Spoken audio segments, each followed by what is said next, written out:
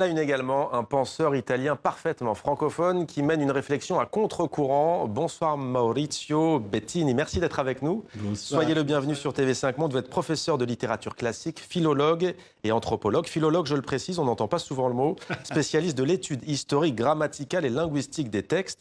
Et vous êtes l'auteur de ce livre qui a pour titre Superflu et indispensable. À quoi servent les Grecs et les Romains? C'est assez rare d'entendre ça, à quoi servent les Grecs et les Romains. Alors pour vous, dans ce livre, vous expliquez que le meilleur moyen d'intéresser les élèves européens et pas seulement au latin, au grec notamment, ce n'est pas de souligner ce qui nous rassemble, les points communs, mais plutôt d'accentuer les différences. Pourquoi? Oui, parce que les différences sont plus intéressantes et aussi découvrir que ce qu'on appelle nos ancêtres, non?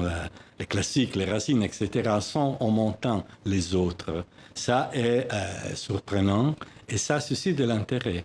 Donc, découvrir que ces livres qu'on a lus depuis des millénaires en soi-même ont des choses assez bizarres, comme là, par exemple, la religion. Ouais. Le polythéisme, qui est normalement méprisé comme une religion inférieure, mais qui a des possibilités, des ressources extraordinaires pour nous enseigner la tolérance, à éviter les guerres de religion que les anciens n'ont jamais connues, la possibilité d'échanger de Dieu entre des populations différentes, etc.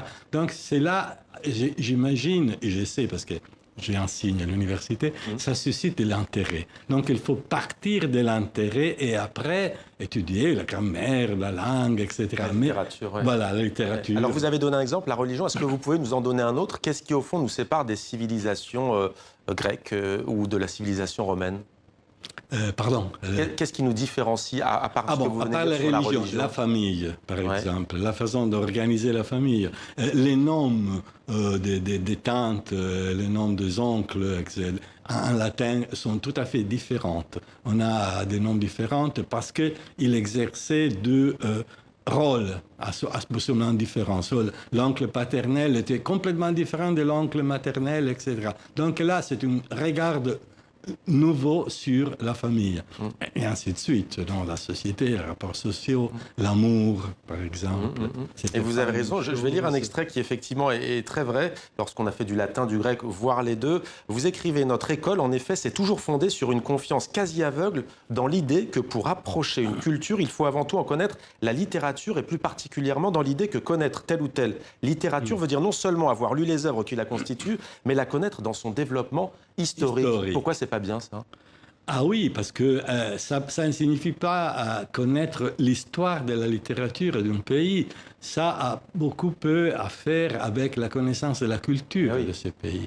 Le développement historique de la littérature, c'est important, mais... Elle peut aider à connaître cette culture. Elle peut aider, mais la culture n'est pas tout simplement la littérature. Non? Il y a aussi le mœurs, il y a la façon de manger, la façon d'organiser la vie sociale, etc.